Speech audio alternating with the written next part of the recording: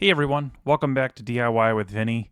This summer I took on one of my biggest DIY projects yet, a full backyard renovation. What started as a simple fix turned into a complete outdoor transformation packed with tech, creativity, and a whole lot of problem solving. The goal?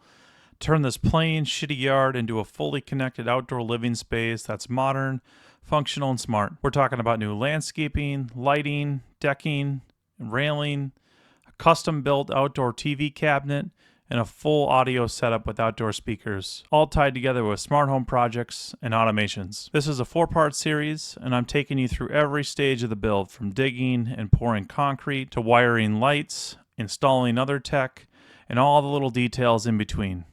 I'll share what went right, what didn't, the tools I use, and a few tricks to help you save some money on your own projects. So grab a drink, hit that subscribe button, and follow along as I show you how I built my smart backyard from the ground up. Let's kick things off with part 1, landscaping and smart lighting, the foundation of the entire project. We started by renting an excavator for the weekend, and little did I know I'd have my neighbors come over to get a chance to play with the big boy toys. This was awesome for me because I was nowhere as efficient as they were. What took them 3 hours would have taken me all weekend. Really glad they showed up.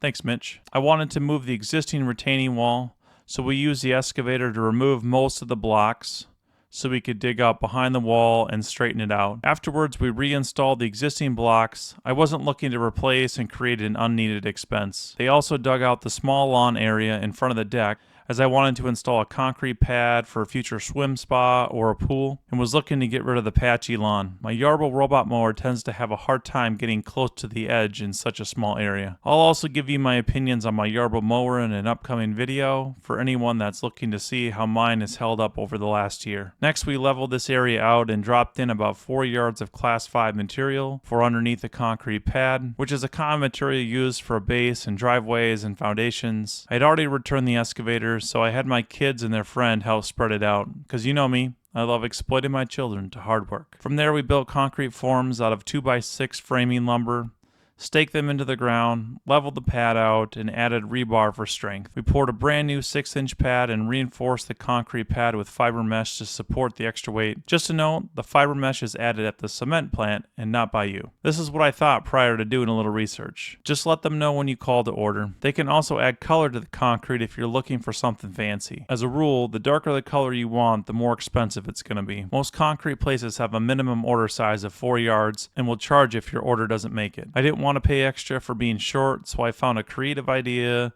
to use up all 4 yards by adding steps. But these aren't your daddy's steps. We'll cover this in more detail later in the video. Next, we added a small boulder retaining wall for better drainage and to impress the ladies, because we all know nothing gets the ladies hot and bothered like a boulder retaining wall. Well, probably not, but I can dream. Just a couple of tips and tricks. I needed a couple dozen 2-foot diameter boulders. Most landscaping places will charge you a significant sum of money for these. My recommendation, if you're wanting to get away cheap like me, visit Facebook Marketplace. My local landscaping contractor wanted to charge me over $2,000 for a couple dozen boulders, which I thought was outrageous. There are a good number of people, especially farmers, looking to get rid of these online, and will even deliver for a small fee. I got super lucky and found a farmer willing to drop off 2 loads for me for a fraction of the cost of the big boys. Thanks, Farmer John. This was the most challenging part of the project physically. If you are using a boulders larger than 1 foot in diameter, you will need a skid loader or excavator to move and place them. I have a forklift that we use for granite slabs. This wasn't ideal, but I didn't want to rent another piece of equipment. We laid down a geotech liner to prevent erosion and weeds. Once we had the boulders in place, we brought in river rock for the rest of the landscaping, which gives a great drainage, a crisp finished look, and a new fire pit area.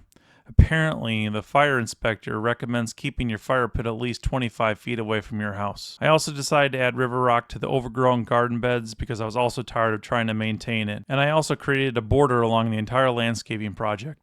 At the end of the day, we had about 18 yards of rock delivered, which is a full dump truck for anyone that wanted to know. We moved all this rock into place by using a dingo, which is a small walk-behind skid loader, I also rented this from my local hardware store. Of course, landscaping isn't complete without plants and greenery. Once we finished spreading all the river rock over the top of the geoliner, we started planting perennials. I'm not really an expert, but after a few YouTube videos, I definitely felt like a pro. I went to my local Home Depot store and picked up as many clearance perennial plants as I could get my hands on. We used a lot of ornamental grasses and colorful plants. Just a tip, if you shop for plants later in the growing season, you can usually get much better pricing and discounts. We got them all placed and planted, but I wasn't willing to let my dollars go to waste because I'm a bad plant dad. I picked up a drip irrigation kit from Amazon. It was super straightforward to put together and install. Each plant gets its own drip tube to drink from, ensuring no plant is left behind. America. Once again, I used my kids to help bury all the water lines and rewarded them with not withholding their tablets and phones like any good parent would do. I hooked up the irrigation kit to my B-Hyve smart water valve and set up automations to run every day. It uses local real-time weather data to automatically adjust your watering schedule.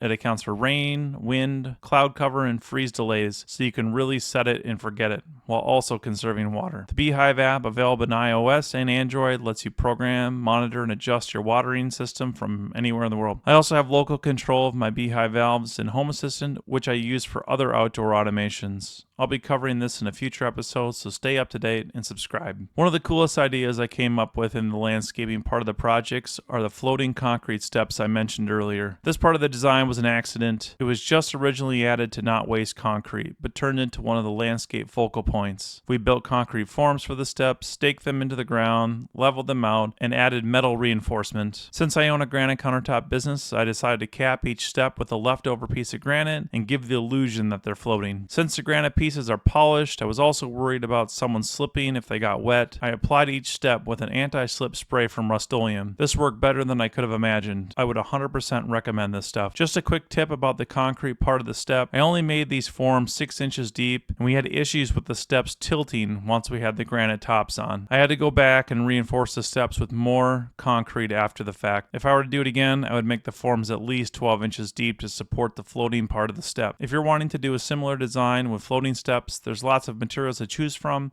And if you're in my local area, feel free to reach out if you're wanting to do the same thing. I also thought this was a great opportunity to add some smart lighting. We added 2 smart hardscape lights to each floating step. Lumary hardscape lights have waterproof aluminum housing, low voltage safety, and full color control through the Lumary or Smart Life app. They are Tuya based. Some people will hate this, but there isn't a ton of smart, low voltage hardscape lighting on the market. Come on, Govee. One thing I really liked about this product was the ability to connect and sync multiple low voltage devices, even though they're individually powered. In the second video in the series, I used luminary deck lights that can sync with these hardscape lights. More on that in the next video. Other smart lighting we installed included Govee and inner spotlights to reflect off the retaining walls, boulders, and river rock areas to highlight the textures. I also used Govee pathway lights and Govee ground lights to guide you through the landscaping. Govee lights are super color customizable and have tons of options to sync with one another. I'll be covering some of these automations I have set up in the 4th video in the series. To finish it all off, we added a clean landscape edging. I originally wanted to install concrete curbing like I did in the front yard, but this was outside of my budget for this project. Maybe I can in the future. I decided to use a no-dig composite edging. It was a huge time and money saver. As a general tip, I would recommend buying a bunch of extra stakes in order to keep the edging uniform and to prevent it from folding over. It really sharpens the transition between the grass and the river rock and makes the design look professional. So that's the landscaping transformation. I installed new boulder walls, river rock beds, floating steps, fancy plants, smart lighting, irrigation, and edging. It completely sets the stage for everything else coming in this backyard project. Thanks for watching. I look forward to seeing you in the next video of the series.